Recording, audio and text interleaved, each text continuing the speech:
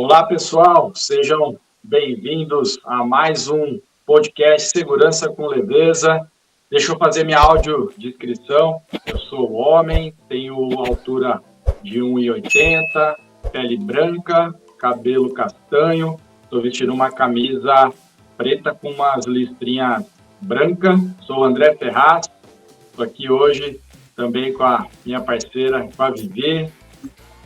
E aí, pessoas, tudo bem? A gente agora tem a nossa audiodescrição, né? Então, eu sou uma mulher loira, um pouquinho mais baixa que o André, quase 1,60 m. Estou vestindo, hoje eu estou com uma camiseta lilás, com umas folhas desenhadas. E a gente está aqui hoje para a nossa primeira entrevista. Obrigada, Manu. A gente vai conversar com a Manuela Masi. A Manu, que além de minha amiga, e topou esse primeiro desafio que a gente está aprendendo a fazer, ela topou conversar com a gente sobre segurança de pessoas, sobre indústria, sobre inteligência artificial. A gente pode conversar até sobre vinho também, porque a Manu, além de ser engenheira química, especialista em segurança de processo, também é especialista em vinho, tem uma vasta carreira, uma carreira muito legal em operação química de consumo e química de base. Então, ela tem bastante história para contar para a gente. E aí, Manu, por favor. Obrigada, Vivi, obrigada, André, é um prazer imenso conversar com vocês e trazer uma mensagem com leveza sobre segurança, né? É um tema que é sempre muito atual, fundamental e merece aí que seja abordado com muita seriedade, mas sobretudo com muita leveza, porque os desafios são enormes, né? Fazendo a minha audiodescrição, então eu sou uma mulher de 1,75 m de altura, cabelos castanhos e estou vestindo uma camisa branca, uma camisa clara. Então vamos começar nosso bate-papo.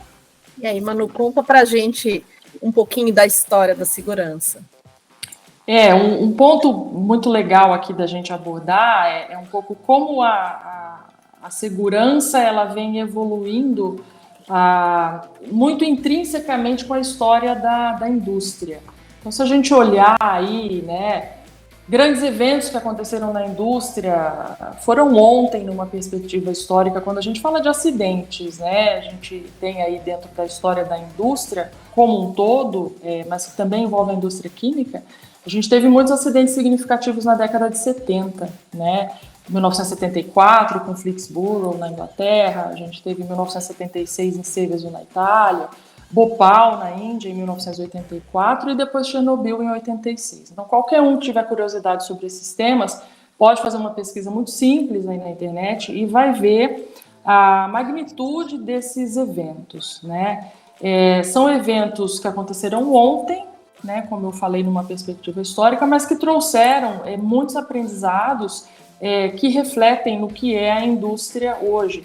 E se a gente fizer um paralelo, olhar também como foi a evolução da segurança do trabalho, e principalmente no nosso país, no Brasil, a gente vê que muito se evoluiu e vem, né, se evoluindo nesses últimos anos, principalmente aí da década de 80 até os dias atuais. Então a gente vê aí com toda a reformulação das NRs, né, e uma preocupação genuína das empresas e da sociedade com segurança, porque se entendeu, né, que o custo de uma perda relacionada à segurança, o custo de um acidente é altíssimo, né?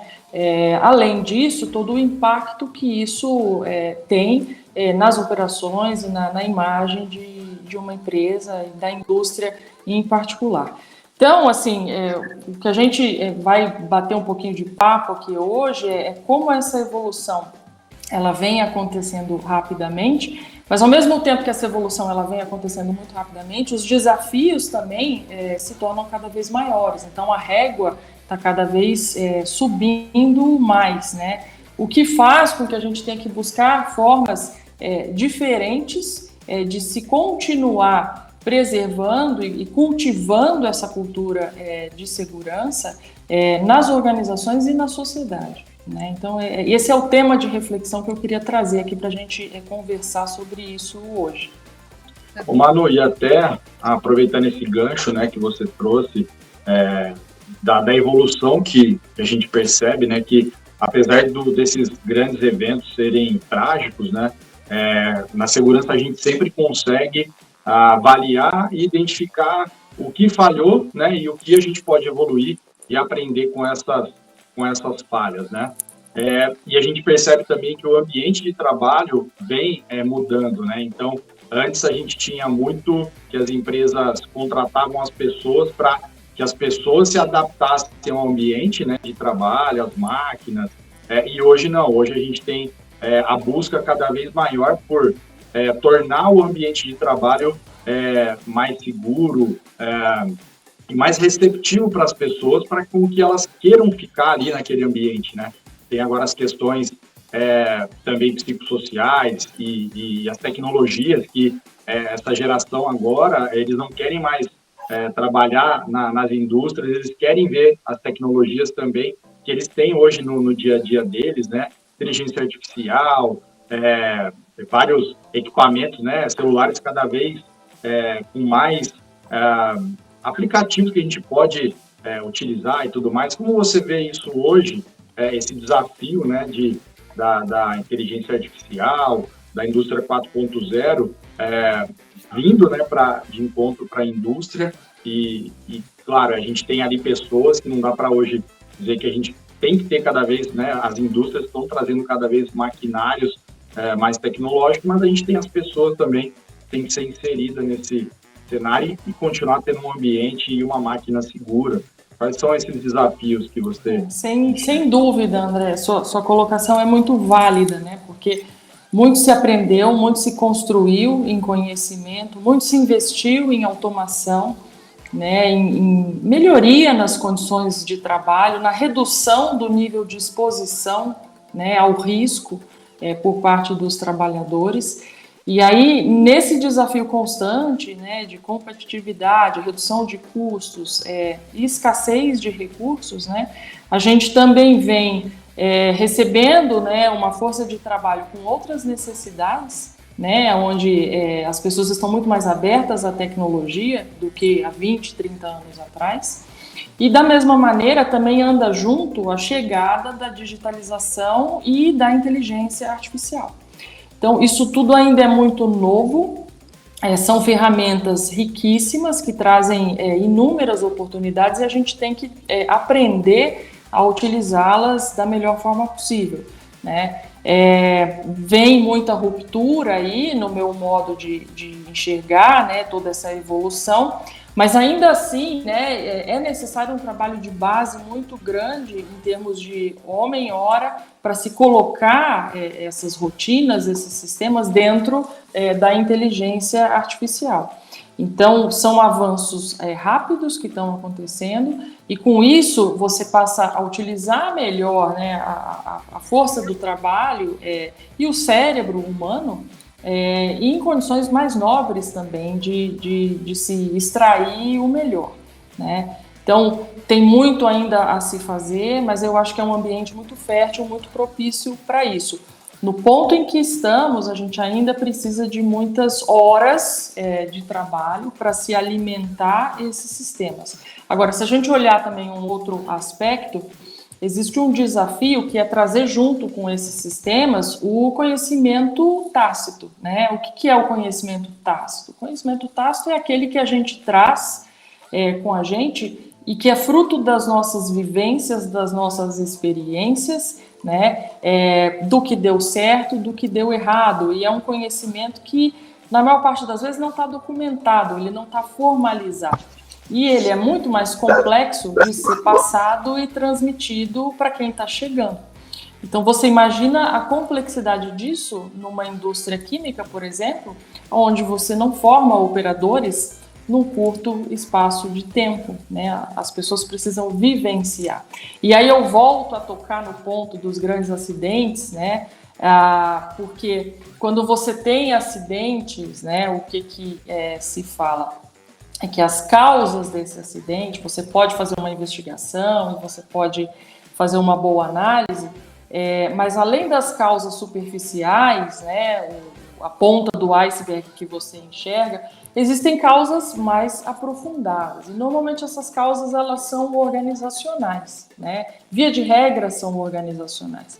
Então, quando a gente tem, né, uma entrada de ferramentas novas, tais como a inteligência artificial, própria digitalização, como você coloca esse nível de conhecimento, esse nível de aprendizado dentro dessas ferramentas, né? E como você retroalimenta o sistema através dos desvios, avaliando os desvios que aconteceram, com uma análise mais profunda, uma análise mais crítica, para colocar isso como um benefício, como uma vantagem do uso dessas ferramentas. Então, esse é o grande desafio que a gente tem no momento, quando a gente considera o futuro, né, dessas tendências, isso na indústria como um todo, e obviamente isso reflete na sociedade. Manu, exatamente isso que eu ia te perguntar, porque você falou das causas mais profundas, e na segurança a gente sempre fala muito do iceberg, né? Iceberg das perdas, iceberg dos acidentes, das causas, tal. A gente gosta muito, o povo da segurança ama essa figura do iceberg, né? Tá tudo ali escondido num bololô que a gente não consegue, é custo, é tudo, causa, é um monte de coisa que a gente tem ali, né? Só que além das questões organizacionais estão nessas profundezas, eu acho que a gente tem que colocar cada vez mais as questões culturais no meio, né, da cidade onde a gente está, do estado onde a gente está, né, lembrar que se a gente está operando uma fábrica aqui em São Paulo é diferente de operar uma fábrica no Nordeste, então você tem todo um aspecto cultural do meio que é importante, que eu acho que no passado a gente não considerava muito isso daí. A gente falava muito, a gente sempre falou de número, falou de procedimento, falou de número todo, né? Hora, dinheiro, mas a gente esquece de olhar o meio e olhar isso daí nesse fator, esse fator cultural mesmo, né? E considerando o Brasil, a gente tem uma infinidade de culturas diferentes, né? A minha pergunta para você é, na sua experiência de gerenciamento de operação mesmo, de produção, que você gerenciou, você teve a oportunidade de passar por várias operações, como a gente consegue cada vez mais lidar com essa percepção, porque é a percepção da liderança que está aumentando, né? A gente fala que você vai dar um treinamento operacional, você fala assim, porque nós vamos dar um treinamento de percepção de risco, que as pessoas se acidem por falta de percepção de risco. Mas, às vezes, falta percepção de cultura da liderança, né? E a gente vem num movimento que isso se faz cada vez mais necessário, né? Então, como você enxerga isso até do lado, fazendo os dois lados, né? Como produção e como segurança que dá suporte para a produção? Sim. Eu não vejo outra forma da gente tratar dessas questões que não seja através da liderança, né?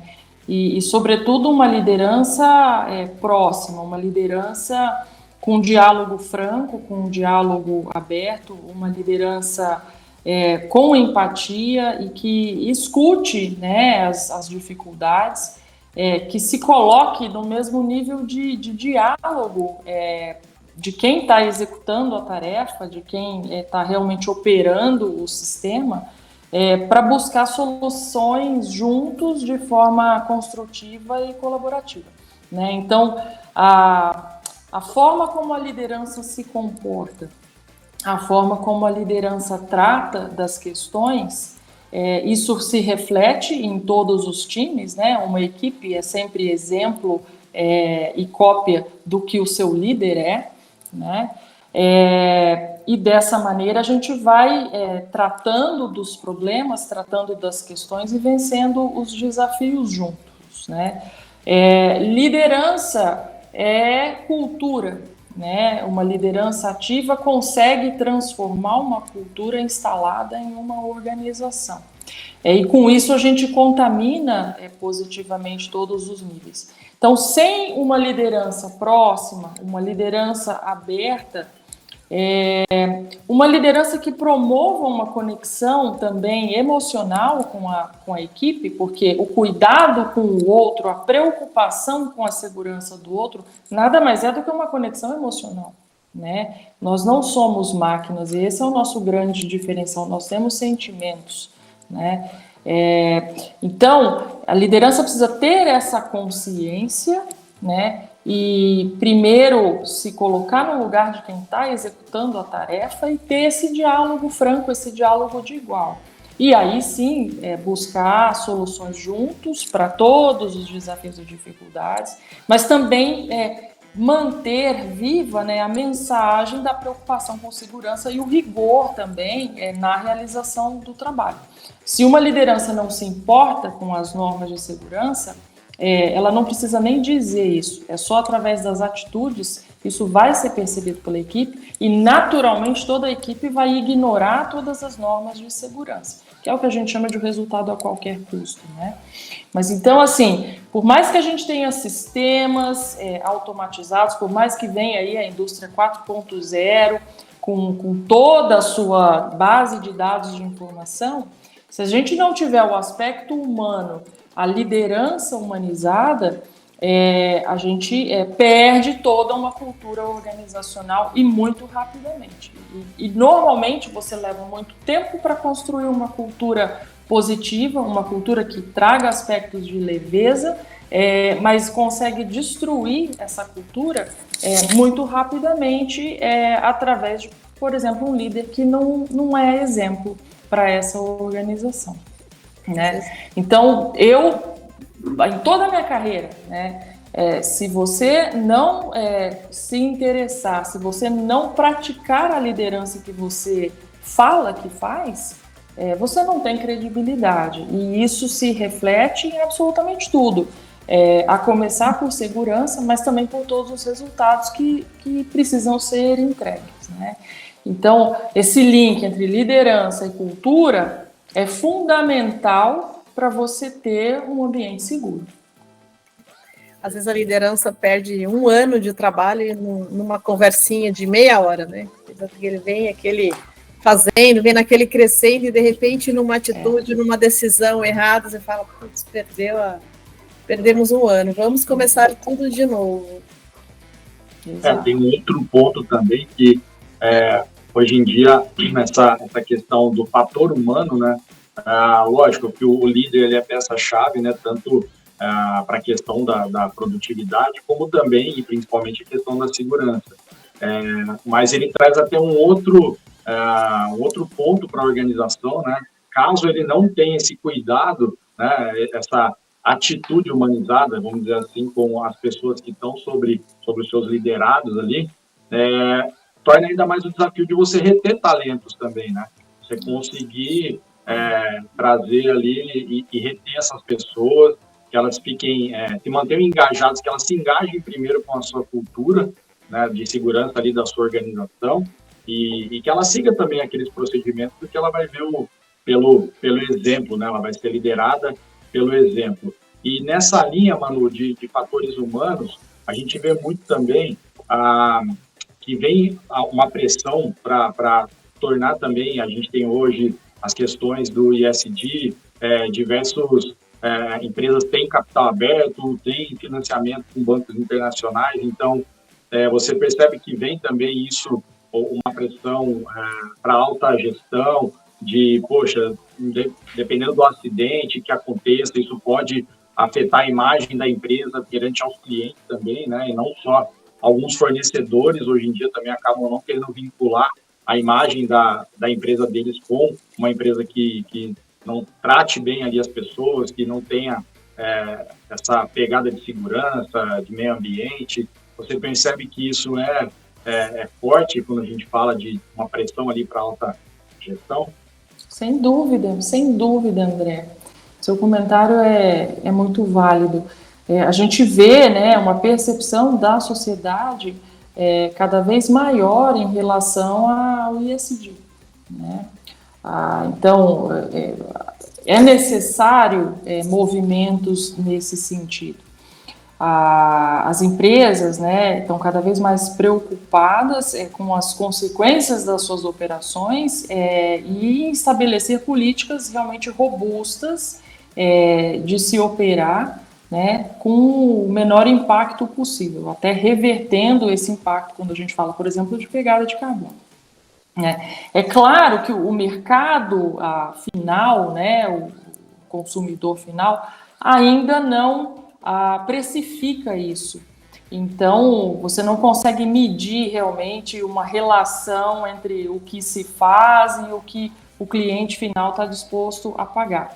Mas, independente disso, essas ações, esses planos de ESG, eles têm que ser colocados em prática, até porque são compromissos também que as grandes empresas, e aí vamos falar principalmente das empresas multinacionais, assumem com organismos e instituições internacionais, né? Independente até mesmo de posições de governos aí, de países onde essas empresas têm essas operações.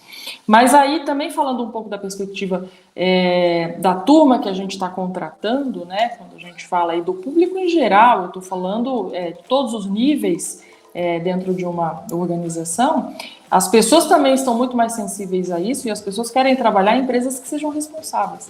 Ninguém quer mais trabalhar numa empresa que seja poluidora, né? Muitas vezes você vai ver, por exemplo, uma propaganda, uma notícia que é negativa em relação a uma empresa, você vai falar assim, eu vou deixar de comprar esse produto por N motivos. Então, a gente vê essa consciência aumentando muito, e principalmente nos jovens que estão chegando no mercado de trabalho, né? É um movimento que não existe reversão. E quem não trabalhar nesse sentido vai cair naturalmente fora do mercado, né? É um movimento que a gente vê até da galera que está em grandes centros, né? Os jovens, eles não querem, por exemplo, tem muita gente que não querem tirar carta, não se importa de ter carro, não quer ficar no trânsito o dia inteiro, né? Se eu estou num lugar que eu tenho um bom transporte público, uma boa malha, para que eu vou ter carro? Né? Exato.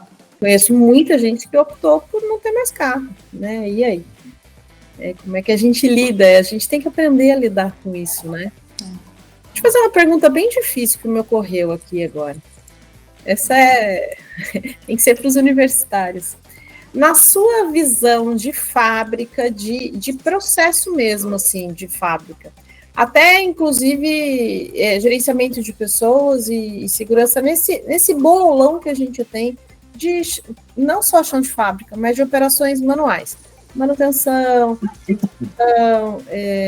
a gente já tem tecnologia, por exemplo, eu consigo fazer uma inspeção que eu demorava, sei lá, 3 meses para fazer, hoje eu consigo fazer em uma semana com o uso de drone e tal. Uhum. Você vê isso em 10 anos, você acha que a gente não tem alguma chance de não ter mais a necessidade da mão de obra de um mecânico, por exemplo, de um ajustador, por exemplo? Você vê esse horizonte? Você imagina? Eu acho que é bastante desafiador, né? Porque quando a gente fala de inspeção de grandes equipamentos, muito se avançou no tema de inspeções automatizadas, né? Onde você tem um operador de um drone ou de algum outro tipo de máquina que vai, por exemplo, fazer uma medição de espessura de chapa, né?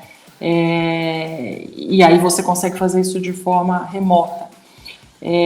Para as pequenas atividades, pequenas, leia-se como entre aspas, né, como, por exemplo, o ajuste de uma bomba, precisa ainda de uma sensibilidade humana executando aquela tarefa através de algum tipo de instrumento ou de ferramenta. Mas a gente consegue trabalhar na predição dos desvios. Então, quando você faz um monitoramento remoto da saúde, né, de um equipamento, como ele está operando, se ele está apresentando sinais de vibração ou algum tipo de desvio, em qualquer tipo de condição operacional, temperatura, por exemplo, você consegue atuar antes de uma falha maior, né, que leve à parada, por exemplo. Você consegue trabalhar de forma programada. E aí todo o trabalho do humano envolvido, do executante, torna-se muito mais salubre, vamos dizer assim, do que numa atuação, por exemplo, urgente, sem todos os recursos e sem planejamento. E assim, baseado na minha experiência de indústria, né, isso eu posso atestar, sem planejamento a gente não atinge excelência. É necessário planejar, principalmente quando você fala de atividades complexas, de grande porte, grandes níveis de investimento, tempos de parada de equipamento. Então, fazer qualquer tipo de atividade planejada, você está tratando de segurança, você está tratando de planejamento de recursos da melhor forma possível e principalmente planejamento dos recursos humanos que vão ser os executantes dessa tarefa. Muito mais do que custo aí, tá? Que eu tô falando. Mas planejar é chave para ter sucesso em segurança e em qualquer outro tipo de frente ou de necessidade que tenha que ser entregue, tenha que ser entregue. Ou seja, a gente precisa continuar tendo pessoas que queiram se capacitar para poder fazer uma análise boa, com um bom planejamento, ter uma boa visão de um processo preditivo, né, e não só atuar no corretivo. Então, a gente precisa, de fato, cada vez mais desses profissionais que se envolvam nos processos, né, que é o que está vindo aí, que a gente está vendo, né, o pessoal que questiona mais, quer saber por quê, quer ver o propósito disso daí. Se envolve mais e se envolve também com mais análise crítica, né? E eu acho que isso também é um grande diferencial que a gente vê dos novos profissionais que estão ingressando no mercado de trabalho. As pessoas querem agregar valor, né? Não é só fazer por fazer. O profissional ele se incomoda, por exemplo, de ter que fazer um reparo de um selo mecânico de uma bomba todos os dias. Tem alguma coisa errada, um equipamento que quebra toda hora tem alguma coisa errada, ele não pode quebrar com uma alta frequência. Então, essa qualidade, essa análise crítica, realmente a gente vê isso na prática e daí a gente também vê uma evolução nas nossas operações para tratar isso daí. Uhum. Então, a gente tem um bom chão para andar ainda, né? Muito chão, e a gente sempre volta essa discussão para o tema liderança, né? Tem uma historinha que eu acho legal compartilhar, é uma historinha do Henry Ford, né? O cara que teve, né, uma liderança muito forte para proporcionar, realizar tudo que ele fez na indústria, né? E ele uma vez tinha que contratar uma pessoa para uma posição que ele considerava importante e ele convidou 2 candidatos para almoçar, né? Um dos candidatos, ele criticou a comida mesmo sem prová-la, né?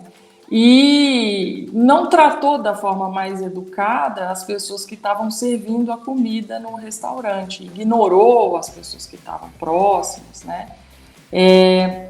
E o almoço foi só sobre amenidades, o Ford não chegou a tocar sobre nenhum aspecto de trabalho.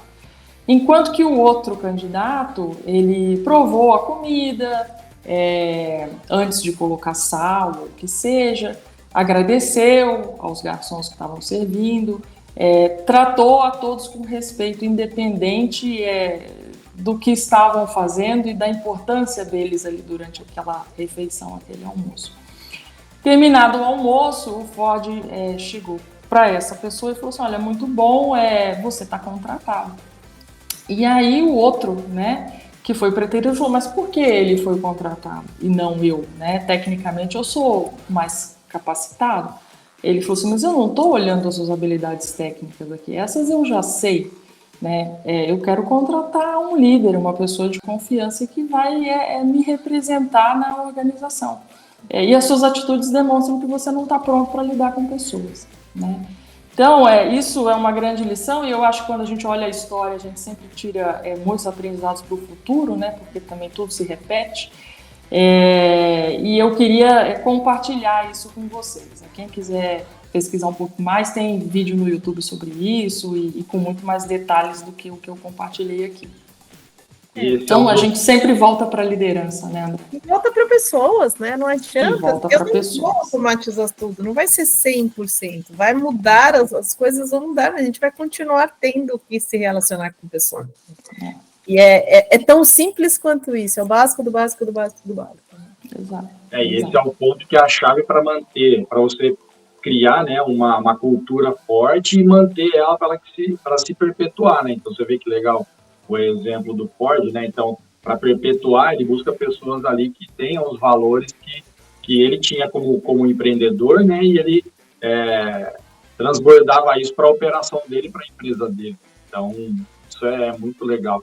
E um outro ponto que eu vejo que hoje a gente discute muito, né? Mas se a gente olhar para trás, a questão de choque de gerações, né? Então, de repente, fala, poxa, mas tem uma resistência assim, assado.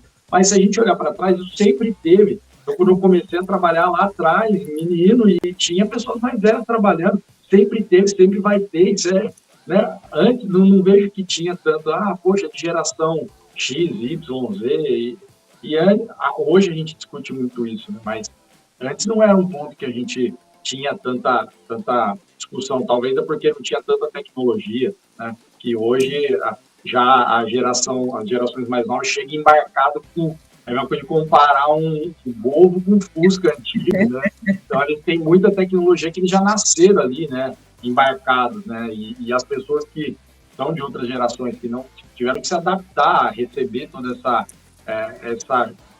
chuva de tecnologia, de aplicativo, de informação, né? E você percebe que isso hoje está mais tranquilo, essa miscigenação ali de gerações, quando a gente fala em termos de segurança, ou de repente tem uma que tenha mais resistência, igual você falou, tem algumas indústrias químicas, usinas, são pessoas, ali tem pessoas que trazem muita bagagem, que são adquiridas com os quilômetros de vantagem, né? Com o cabelinho branco lá, não tem jeito. Então, e aí isso ele tem que ser mantido e transmitido, e claro, o desafio de repente, conseguir traduzir isso, extrair isso dessas pessoas para um procedimento, para poder depois você multiplicar e padronizar o máximo que você conseguir. Mas você percebe que ainda tem esse desafio, melhorou? Tem, esse desafio ele é constante, sabe, André? A gente vem fazendo uma mescla geracional nas equipes operacionais, é necessário até mesmo para fazer a sucessão, carece de planejamento, porque você não forma, por exemplo, um operador de uma fábrica rapidamente, né? São anos aí de preparo. É claro que a gente também não tem todo esse tempo, então é aí que a digitalização ela tem um papel fundamental, né, para poder transmitir esse conhecimento. E encontrar pessoas dispostas também. A gente encontra profissionais super dispostos, né? O ambiente hoje é muito menos insalubre do que foi há 10, 20, 30 anos atrás, então isso também tem que andar junto, sem dúvida alguma.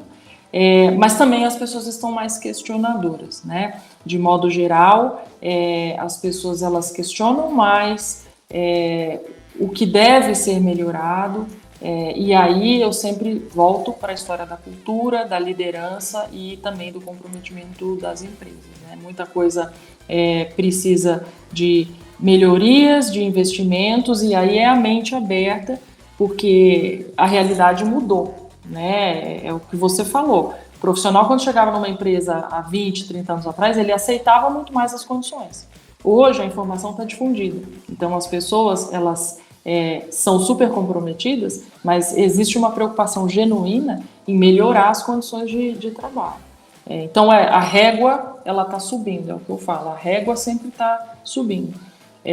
Precisa de recurso, precisa de mudar o status quo, a legislação ela anda junto, né? A gente vem falando cada vez mais de saúde mental também, é um ponto de trabalho importante, mas sem a liderança, sem o aporte da liderança, sem esse comprometimento, as coisas realmente não vão fluir, a cultura não vai se perenizar. Tem muito trabalho ainda, e tem muito para aprender, né? E para a gente acompanhar todo esse processo de mudança de cultura, né? Então tem um processo grande aí. Eu gosto do trabalho que eu acho. Não, e a gente, sem dúvida alguma, a gente tem o dever, a obrigação de ver isso como oportunidade, né? Quando a gente olha, né, essa trajetória, né, a gente sempre aprende com essa evolução e entende como oportunidade. É fundamental. E muitas vezes, eu acho que vale a pena a gente comentar aqui, que não são necessários grandes recursos, não são necessárias grandes rupturas para se melhorar as condições quando a gente fala em segurança. Muitas vezes são pequenas ações, né? E o executante sabe o que precisa ser melhorado.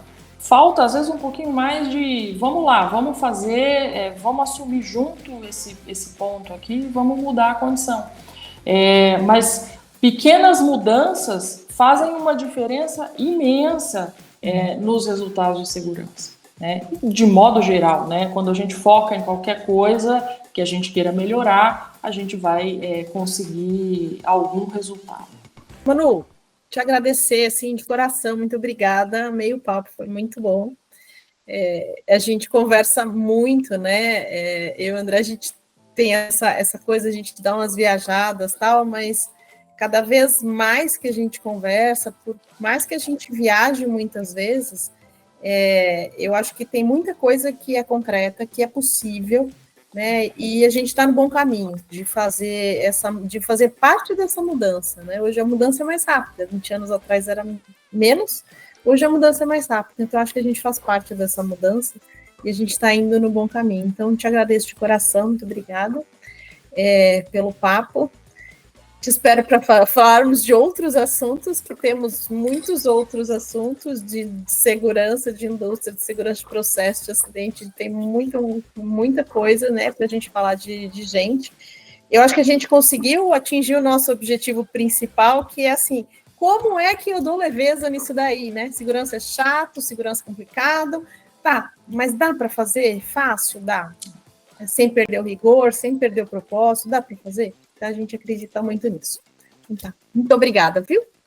Obrigada, Vivi, obrigada, André. Excelente essa conversa com vocês. Fico muito feliz que a gente possa ter outras trocas assim.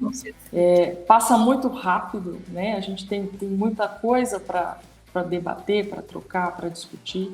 E é super importante esse tipo de iniciativa, a gente proporcionar essa riqueza na abordagem de temas, que a gente possa difundir essa palavra de segurança. Eu me considero uma estudiosa do tema segurança, não só no âmbito da segurança de processos, né, químicos, que foi minha formação dentro da engenharia química, mas eu acho que cada vez mais a segurança, a preocupação com o indivíduo, com o bem-estar e fazer as coisas da melhor forma para minimizar qualquer impacto, zerar qualquer tipo de impacto, é a forma de se atingir resultados, né? Então, é muito nobre esse trabalho de vocês.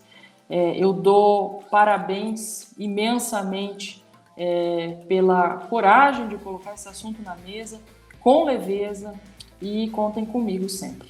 Obrigada. Legal. Manu, muito obrigado, viu? Pelo seu tempo, por esse bate-papo, foi muito enriquecedor, muito obrigado. Obrigado, Vivi, obrigado, Júlio, aí nos bastidores, e você que está nos assistindo, não esqueça de deixar seu like, se inscrever no canal, deixar seus comentários, tá bom? E a gente se vê no nosso próximo podcast Segurança com Leveza. Um abraço a todos. A gente se vê. Até mais, gente. Tchau, tchau. Tchau, tchau.